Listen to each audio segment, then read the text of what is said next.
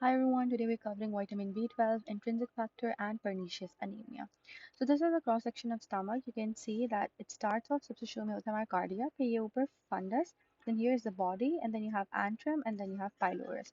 So fundus is this unwanted region. इसका कोई as such importance नहीं, even the food cannot be stored here. This is fundus, and this is the body, very important, antrum, and then you have pylorus and cardia. These are two sphincters, cardiac sphincter and pylorus sphincter. So first of all, what happens is that vitamin B12, it's a very important vitamin, obviously, right? It's known as cobalamin. Now you get this from food, and this comes in the food, right? So it has to be absorbed from the stomach. But in stomach, absorption doesn't happen. What happens in stomach? Stomach में digestion होती है और absorption होती है intestine में, right? So it has to be absorbed from the intestine, right?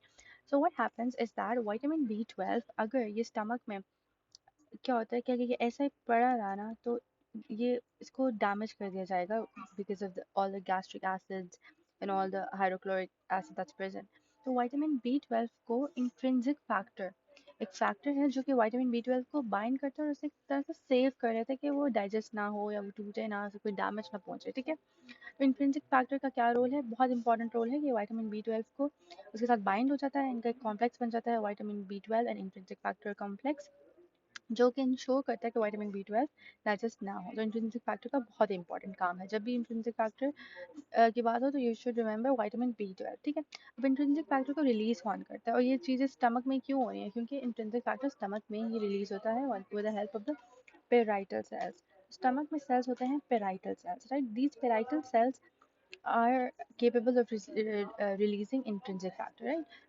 अब होता क्या है in the case that a person is deficient in vitamin B12 और let's say अगर vitamin B12 की deficiency हुई तो फिर तो डायरेक्ट pernicious anemia हो ही रहा है ना उसको येलो ब्लास्टिक anemia लेकिन अगर intrinsic factor की deficiency हुई तो भी pernicious anemia हो सकता है and you may be wondering कि चलो vitamin B12 की deficiency तो समझ आती है क्योंकि ये तो it's something that you have to take in diet तो हो भी सकती है लेकिन intrinsic factor की deficiency कैसी हो रही है you may be wondering that but yeah this is very common intrinsic factor की deficiency भी हो जाती है क्योंकि इसमें अब मैंने बताया कि parietal cells of the stomach right specially कौन से रीजन्स फंडस और बॉडी इसमें पेराइटल सेल्स बहुत ज़्यादा बंडल से प्रेजेंट होते हैं यहाँ से बहुत ज़्यादा आपको इंट्रिंसिक फैक्टर मिलते हैं और दीज पेराइटल सेल्स अगर इनकी डैमेज हो जाए अगर ये डैमेज हो जाए या आपकी गैस्ट्रिक म्यूकोजा की एट्रोफी हो जाए या देयर सेवरल अदर कंडीशंस उसमें इंट्रिंसिक फैक्टर नहीं रिलीज होगा जिसकी वजह से पर्नीशियस एनीमिया जिसमें गैलोब्लास्टिक एनीमिया जिसमें एमसीवी बहुत ज़्यादा होता है जो साइज होता है आरबीसीज का वो बहुत enlarge होता है तो pernicious anemia हो जाता है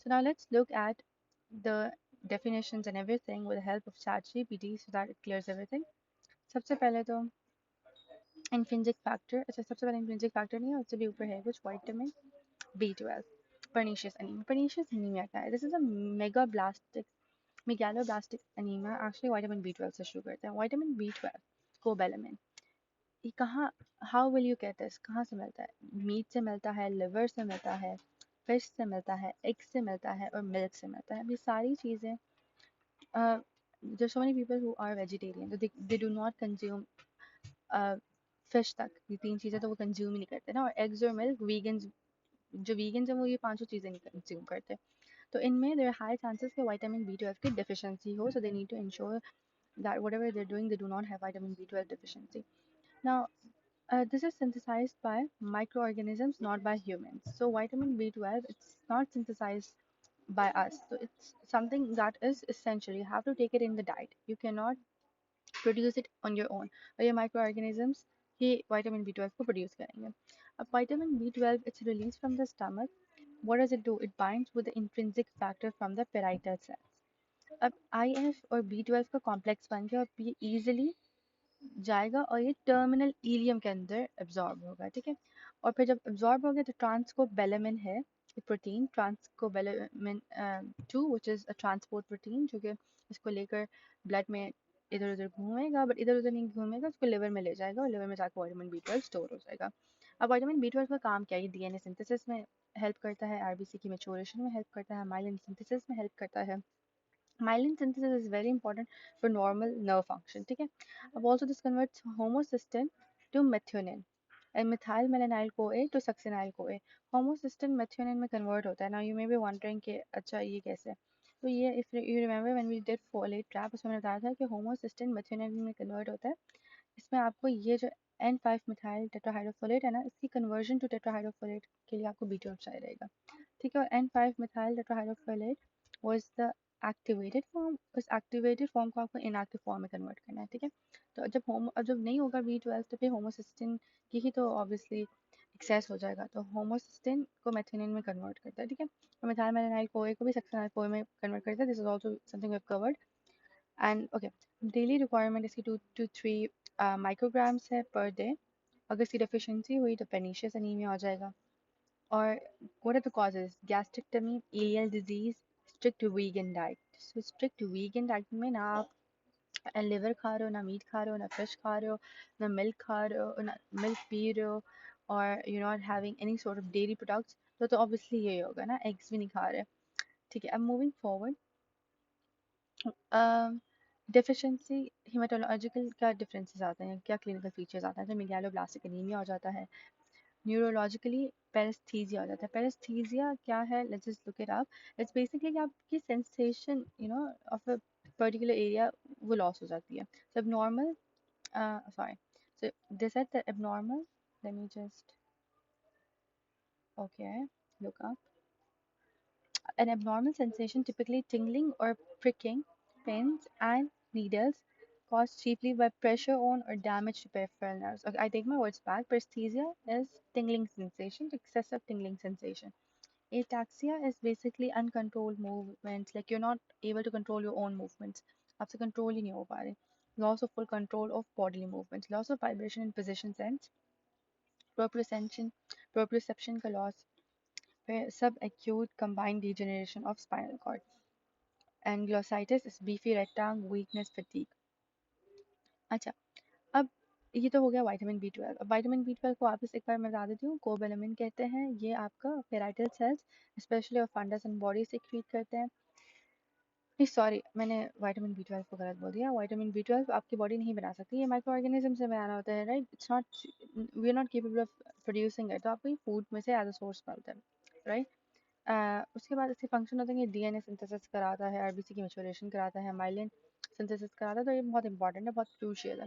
अब इंट्रिंसिक फैक्टर भी उतना ही क्रूशियल होगा। What is intrinsic factor? It's a glycoprotein which is secreted by gastric parietal cells that is essential for vitamin B12 absorption, और ये रिलीज होता है from fundus and body of the stomach.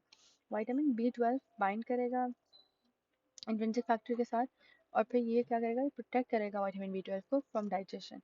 और अगर vitamin B12 complex बन गया तो it will finally be absorb in the terminal ileum, ठीक है। तो ये वही वाली बात है। और ये कह रहे हैं कि रेगुलेशन कितना रेगुलेट करते हैं विटामिन सॉरी इंट्रिंसिक फैक्टर को। It's secreted along HCl, so it's stimulated by gastrin. Gastrin अगर होगा तो मतलब वो अल्टीमेटली इसको भी स्टिमुलेट करेगा कि ज़्यादा से ज़्यादा इंट्रिंसिक फैक्टर रिलीज हो। वेगस नर्व भी स्टिमुलेट करती है, ठीक है। नाउ मूविंग फॉरवर्ड, ये है आपका पर्नीशियस अनीमिया। पर्नीशियस अनीमिया के क्या, pernicious anemia is a megaloblastic anemia caused by vitamin B12 deficiency due to lack of intrinsic factor. अब ये मुझे डेफिनेशन मुझे बहुत अच्छी लगी है, क्योंकि देखें pernicious anemia की बात हो रही है, इसमें मैंने 4 चीज़ें बताई हैं। It's a megaloblastic anemia. फिर it is caused by vitamin B12 deficiency due to lack of intrinsic factor. तो pernicious anemia ये तो पहली चीज़ होगी ना। So that's how you have 4 things, ठीक है।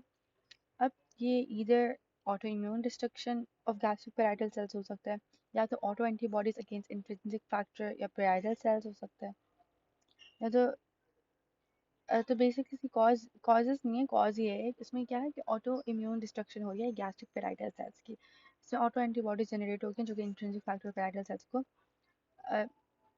कंप्लीटली डिसमेंटल कर रही है, ठीक है। This is seen in type A auto immune chronic atrophic gastritis. तो क्रॉनिक गैस्ट्राइटिस की 2 टाइप्स थी, टाइप ए और टाइप बी।